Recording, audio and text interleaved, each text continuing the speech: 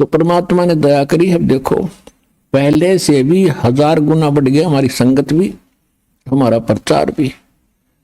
तो ये परमात्मा का चलाया मार्ग है, उसके एक वचन से सारे ब्रह्मांड बन गए और अपने स्थान पर घूम रहे। इनको रोक कर दिखाओ वैज्ञानिक।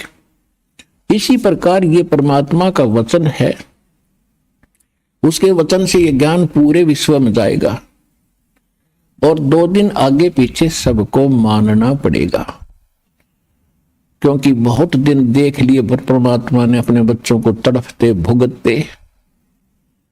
3 युग दे दिए काल को और कितना संतोष किया मालिक ने। किसी का बालक दुखी हो, माता पिता को चैन नहीं होती। अब उनको मालूम था ये दुखी हैं, सतयुग त्रेता द्वापर में भी दुखी थे, लेकिन इतने नहीं थे जितने कलयुग में हो गए। तो इस कलयुग में यहां तक आना था आपको लेकर के, और अब आपको वो ज्ञान देना है। अपनी शरण में पूरे विश्व को मालिक ने लेना है और आपका कल्याण होगा, पूरे विश्व का कल्याण होगा। ये परमात्मा का वचन है। अब विश्व में कोई जीव सुखी नहीं आज के दिन, और जो साधना वो करते थे वो भी फेल हो ली, क्योंकि वो करते करते दुख आ गया आप पे, तो वो साधना ठीक नहीं। भगवान की भक्ति से दुखी व्यक्ति सुखी होता है, और करते करते दुख हो रहे, पैर टूट गए, तो वो भक्ति नहीं है, साधना नहीं है, और वो भगवान नहीं है जिसकी आप साधना करते थे। तो अब परमात्मा ने वो रजा बख्शी है कि यथार्थ ज्ञान इस दास को दिया है, और सन 1994 से लेकर आज तक लगभग 20 वर्ष हो गए हैं। तो यही ज्ञान प्रारंभ से दास कहता आ रहा है, और सन 2000 के बाद सदग्रंथों को देखा है दास ने 2001 में। तो उस समय सदग्रंथों में देखा तो जो ज्ञान पहले दास बताता आ रहा था और जो मंत्र नाम पहले से दे रहा था, वो इन सदग्रंथों में जो के तो मिले,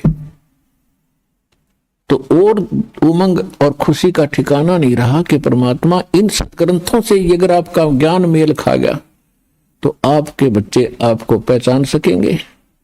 अन्यथा यदि हम ज्ञान सुनाते रहेंगे कबीर साहिब की केवल वाणी लेकर के या इन महापुरुषों की वाणी लेकर के, ये भगत आपको दृढ़ता से नहीं मान पाओगे।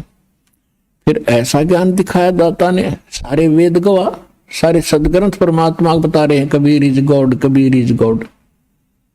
कौन कबीर? वो धानक कबीर, दुल्हा कबीर, जो काशी के अंदर 120 वर्ष रहे, अपना ज्ञान प्रचार भी करते थे, सारे ब्रह्मांडों का संचालन उस झोंपड़ी में बैठकर करते थे और हमें ज्ञान भी देते थे।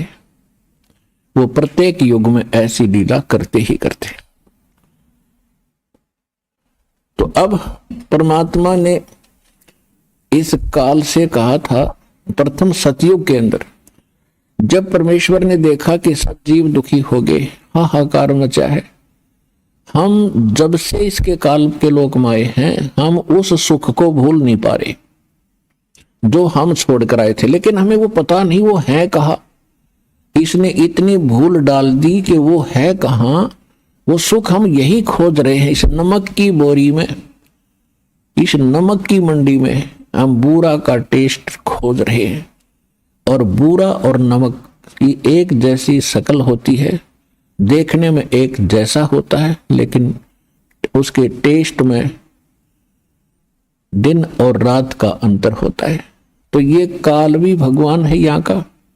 यहाँ की व्यवस्था हम देखते हैं, जैसे दिन रात बन रहे हैं, शीतल हवा चल रही है, फलदार वृक्ष है, और जमीन में पानी, बड़ा सुंदर जल है, मीठा है।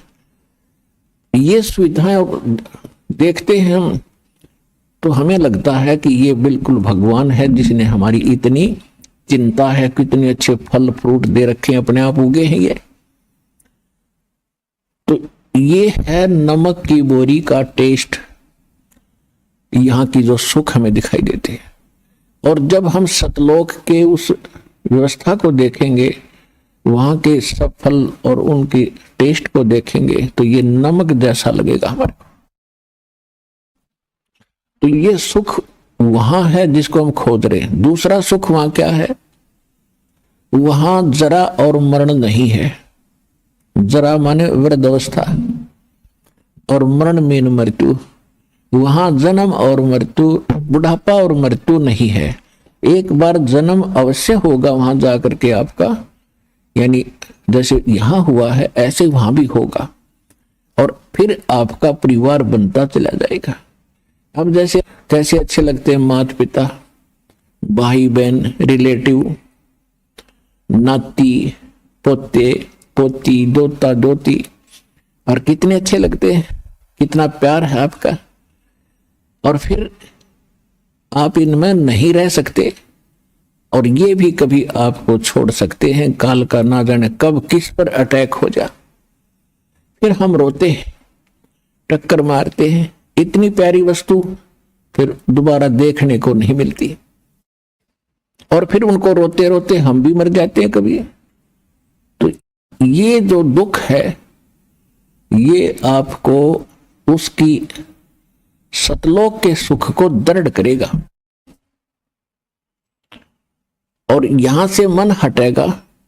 और इसका तरीका बताया है कि आप अपने सभी रिश्तेदारों को, और नहीं तो कम से कम अपने पूरे परिवार को परमात्मा की भक्ति में लगा दो। यहां तो एक बार सबने जाना है, ये तो अंडरस्टूड है, ये तो ना भी मानने वाली बात ना है कि हम नहीं मरेंगे।